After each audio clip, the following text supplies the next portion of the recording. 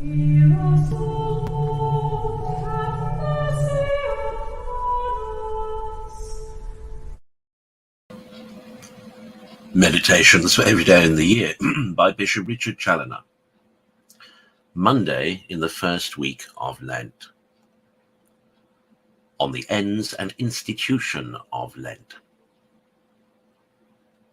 Consider first that besides the great business of doing penance for the sins of the year and of our whole lives, which is the main design of Lent, it is also instituted to be, in a particular manner, a time of devotion, in which we may worthily commemorate the sufferings and death of our Redeemer, and make them the subject of our daily meditation, in which also we may, by more than the ordinary recollection and prayer, dispose our souls for duly celebrating the great Paschal solemnity, and imitating therein the resurrection of the Son of God, and in which we may in such manner cleanse and purify our souls by spiritual exercises as to be fit to approach worthily, as the Church commands us, to the divine mysteries at Easter. See, my soul, thou keep Lent in such a manner as to answer these ends. Consider, secondly, that Lent is a time which God particularly claims for himself as being the tithe of the year, which therefore ought to be set aside for him. And in the law he appointed that the tithes of all things should be sanctified to him. Leviticus 37. And surely nothing could be more just than that we should offer our tithes at least to him that gives us all.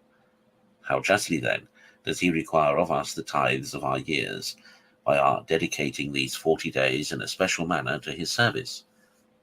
How religiously then, and how holily ought we to spend this time of Lent, that our performances may answer the great design of consecrating the tithe of the year to the divine service?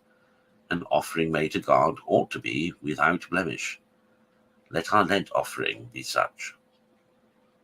Consider thirdly, that the time of Lent ought to be for people that live in the world what a spiritual retreat is for regular communities, that is, a time in which, retiring as much as can be from the noise and distractions of the world, they may enter into themselves and take a serious view of the whole state of their interior.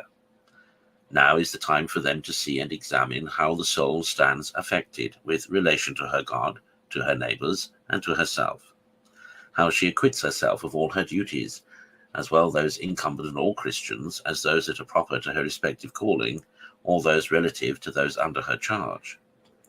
Now is the time to search diligently after such secret sins as are apt to lie lurking in the soul, disguised by some pretext of good, or wrapped up under the folds of self-love.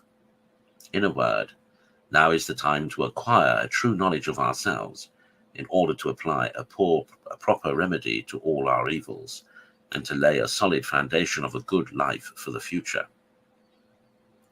Conclude to answer in the best manner thou art able all these ends of the institution of Lent, and particularly apply thyself at this time to take as it were in pieces the whole method of thy life, and to reform all that thou findest amiss.